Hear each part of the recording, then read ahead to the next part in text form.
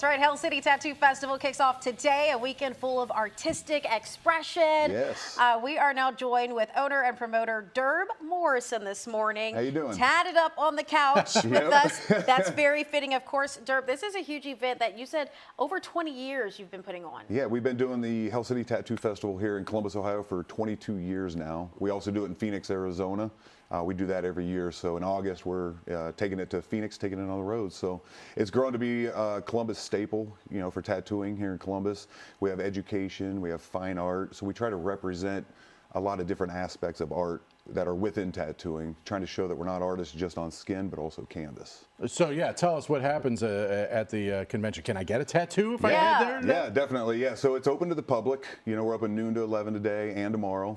The general public can come in and get tattooed. There's over 250 of the world's best tattoo artists from television all around the world there to tattoo. So the public can come in and get tattooed, watch tattoo competitions. We have burlesque acts, live painting exhibitions, freak shows, a little bit of everything, So it's a really good time, and it's kind of like a different, unique art event for Columbus. Yeah, and so all these artists, coming from all over, how do you find the artists that come to Columbus for the event? Yeah, well, personally, I know a lot of tattoo artists from traveling and things. A lot of people apply as well. Oh, okay. So we find them, based off of talent.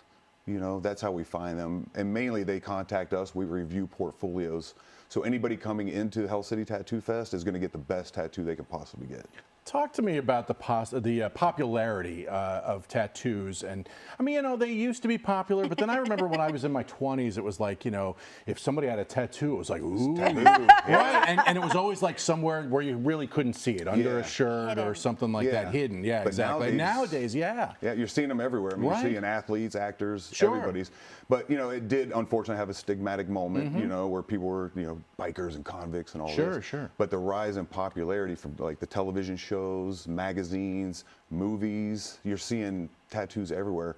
Tattoos are one of the oldest art forms next to like cave paintings that humans have done, believe it or not.